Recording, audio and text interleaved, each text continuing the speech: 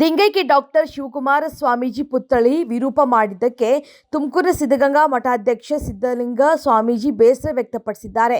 ತುಮಕೂರಿನಲ್ಲಿ ಮಾತನಾಡುವಂತ ಅವರು, ಅಲ್ಲಿ ಹಲವು ವರ್ಷಗಳ ಹಿಂದೆ ಪುತ್ಥಳಿ ನಿರ್ಮಾಣ ಮಾಡಲಾಗಿದೆ. ಕೆಲ ದಿನಗಳ ಹಿಂದೆ ಕನ್ನಡ ರಾಜ್ಯೋತ್ಸವ ಕೂಡ ಮಾಡಲಾಗಿದೆ.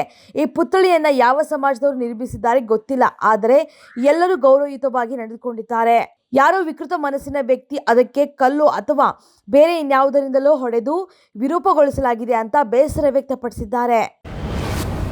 ಗೆಳತಿಯರೊಂದಿಗೆ ಹಾರೋಣ ಶೀರ್ಷಿಕೆ ಕೊಟ್ಟ ಶಿಕ್ಷಣ ಸಚಿವರಿಗೆ ಸಾಹಿತ್ಯ ಸಮ್ಮೇಳನದಲ್ಲಿ ಸನ್ಮಾನಿಸಿ ಅಂತ ಬಿಜೆಪಿಯ ಶಾಸಕ ಬಸವನಗೌಡ ಪಾಟೀಲ್ ಯತ್ನಾಳ್ ವ್ಯಂಗ್ಯವಾಡಿದ್ದಾರೆ.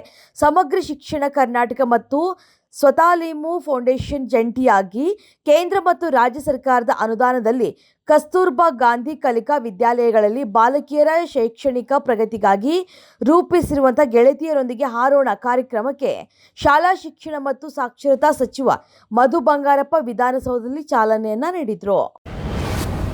ಬಿಗ್ ಬಾಸ್ ಮನೆಯಲ್ಲಿ ಎದುರಾಳಿ ತಂಡದಿಂದ ಒಬ್ಬ ಕ್ಯಾಪ್ಟನ್ಸಿ ರೇಸ್ಗೆ ಇಳಿಯುವ ಅವಕಾಶವನ್ನ ಬಿಗ್ ಬಾಸ್ ಕಲ್ಪಿಸಿದ್ರು. ಆಗ ಗೌತಮಿ ಕ್ಯಾಪ್ಟನ್ಸಿ ರೇಸ್ಗೆ ಇಳಿದ್ರು. ತಮ್ಮ ಸಹಾಯಕರನ್ನಾಗಿ ಧನ್ರಾಜ್ ಅವರನ್ನ ಗೌತಮಿ ಆಯ್ಕೆ ಮಾಡಿದ್ರು. ನೌಕಟ್ ಟಾಸ್ಕ್ನಲ್ಲಿ ಶಿಶಿರ್ ಹಾಗೂ ಗೌತಮಿ ಗೆಲುವನ್ನು ಸಾಧಿಸಿದ್ದಾರೆ. ಕ್ಯಾಪ್ಟನ್ಸಿ ಟಾಸ್ಕ್ನಲ್ಲಿ ಶಿಶಿರ್ ವಿರುದ್ಧ ಗೆದ್ದು ಕ್ಯಾಪ್ಟನ್ ಪಟ್ಟಕ್ಕೇರಿದ್ದಾರೆ ಗೌತಮಿ. ಇದರಿಂದ ಮತ್ತೆ ಮೋಕ್ಷಿತಾ ಗೌತಮಿ ಮಧ್ಯೆ ಏನೆಲ್ಲ ಮನಸ್ತಾಪ, ಭಿನ್ನಾಭಿಪ್ರಾಯ ಭುಗಿಲೇಳುತ್ತೋ ಕಾದು ನೋಡಬೇಕು. ಗಿರಿನಗರ ಸಮೀಪದ ವೀರಭದ್ರನಗರ ಬಸ್ ನಿಲ್ದಾಣದ ಬಳಿ ಪ್ರತಿಷ್ಠಾಪಿಸಲಾಗಿದ್ದ ಶಿವಕುಮಾರ ಸ್ವಾಮೀಜಿ ಪುತ್ಥಳಿ ವಿರೂಪಗೊಳಿಸಿ ವಿಕೃತಿ ಮೆರೆದಿದ್ದ ಶಿವಕೃಷ್ಣ ಎಂಬಾತನನ್ನ ಪೊಲೀಸರು ಬಂಧಿಸಿದ್ದಾರೆ.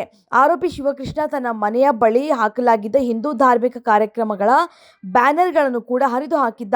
ಕ್ರೈಸ್ತ ಧರ್ಮದ ಪ್ರಚಾರ ಮಾಡ್ತಾ ಇದ್ದ ಆತ ಭಿತ್ತಿಪತ್ರ ಹಂಚ್ತಾ ಇದ್ದ. ಭಿತ್ತಿಪತ್ರದಲ್ಲಿ QR ಕೋಡ್ ಸ್ಕ್ಯಾನ್ ಮಾಡಿದ್ರೆ ನೇರವಾಗಿ ಬೈಬಲ್ ಸಿಗುವಂತೆ ಮಾಡುತ್ತಿದ್ದ. ಆರೋಪಿಯನ್ನ ನ್ಯಾಯಾಂಗ ಬಂಧನಕ್ಕೆ ಒಪ್ಪಿಸಲಾಗಿದೆ ಅಂತ ಪೊಲೀಸರು ಹೇಳಿದ್ದಾರೆ.